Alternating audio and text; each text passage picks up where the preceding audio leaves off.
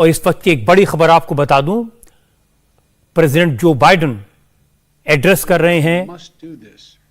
Over the last week, I've spoken with President Zelensky several times to hear from him about the situation on the ground and to consult and continue to consult with our European allies and about U.S. support for Ukraine and the Ukrainian people. Thus far, we've provided more than $1 billion in security assistance to Ukraine. Shipments of defensive weapons are arriving in Ukraine every day from the United States, and we, the United States, are the ones coordinating the delivery of our allies and partners of similar weapons, from Germany to Finland to the Netherlands. We're working that out.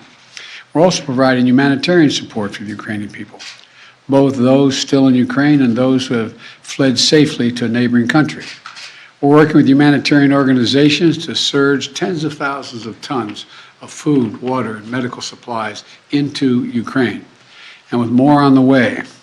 Over the weekend, I sent Secretary Blinken to visit the border between Poland and Ukraine and to Moldova to see what the situation was firsthand and report back.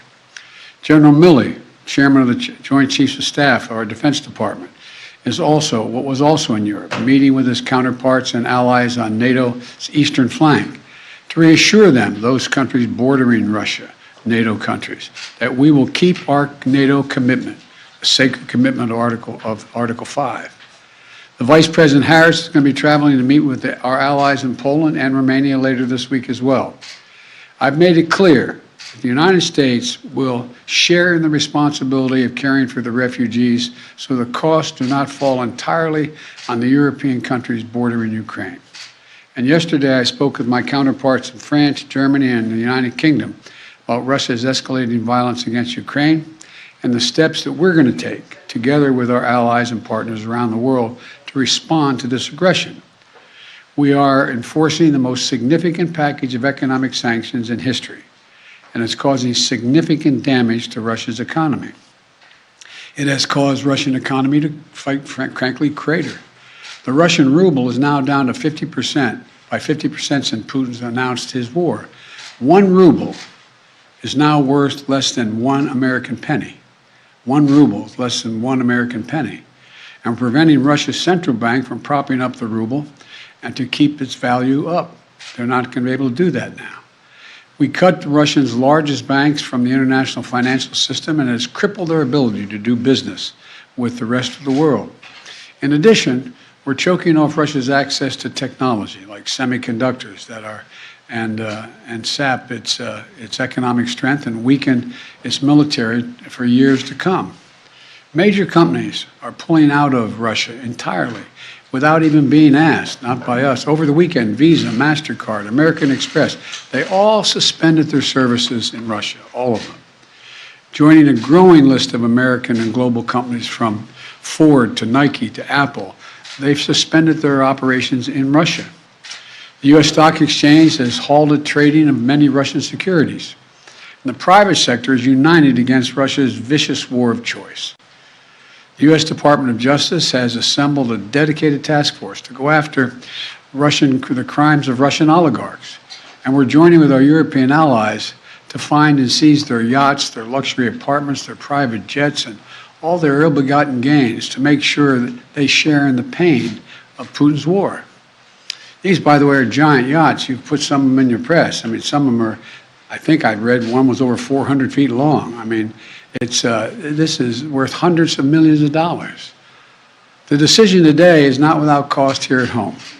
Putin's war is already hurting American families at the gas pump. Since Putin began his military buildup on Ukrainian borders, just since then, the price of the gas at the pump in America went up 75 cents. And with this action, it's going to go up further. I'm going to do everything I can to minimize Putin's price hike here at home. In coordination with our partners, we've already announced that we're releasing 60 million barrels of oil from our joint oil reserves. Half of that, 30 million, is coming from the United States. And we're taking steps to ensure the reliable supply of global energy. We're also going to keep working with every tool at our disposal to protect American families and businesses. Now, let me say this. To the oil and gas companies and to the finance firms that back them, We understand Putin's war against the people of Ukraine is causing prices to rise. We get that. That's self-evident. But,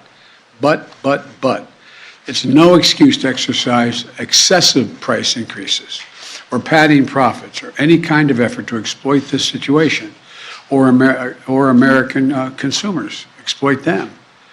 Russia's aggression is costing us all, and it's no time for profiteering or price gouging. I want to be clear about what we'll not tolerate, but I also want to acknowledge those firms and oil and gas industries that are pulling out of Russia and joining other businesses that are leading by example. This is a time when we have to do our part and make sure we're not taking advantage. Look, let me be clear about two other points. First, it's simply not true that my administration or policies are holding back domestic energy production. That's simply not true. Even amid the pandemic, companies in the United States pumped more oil during my first year in office than they did during my predecessor's first year. We're approaching a record levels of oil and gas production in the United States, and we're on track to set a record of oil production next year. In the United States, 90% of onshore oil production takes place on land that isn't owned by the federal government. And of the remaining 10% that occurs on federal land, the oil and gas industry has millions of acres leased. They have 9,000 permits to drill now. They could be drilling right now, yesterday, last week, last year. They have 9,000 to drill onshore that are already approved. So let me be clear. They are not using them for production now. That's their decision. These are the facts. We should be honest about the facts. Second, this crisis is a stark reminder to protect our economy over the long term, we need to become energy independent. I've had numerous conversations over the last 3 months with our European friends of how they have to wean themselves off of Russian oil. It's just not tenable. It should motivate us to accelerate the transition to clean energy. This is a perspective that our European allies share, and the future where together we can achieve greater independence. Loosening environmental regulations or pulling back clean energy investment will not lower energy prices for families. But transforming our economy to run on electric vehicles powered by clean energy with tax credits to help American families winterize their homes and use less energy, that will help. And if we do what we can, it will mean that no one has to worry about the price of the gas pump in the future.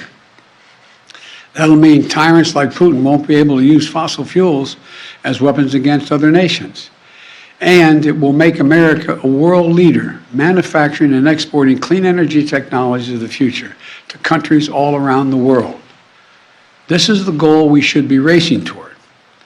Over the last 2 weeks, the Ukrainian people have inspired the world, and I mean that in a literal sense. They've inspired the world with their bravery, their patriotism, their defiant determination to live free. Putin's war has caused enormous suffering and needless loss of life of women, children, everyone in Ukraine. Both Ukraine and, I might add, Russians.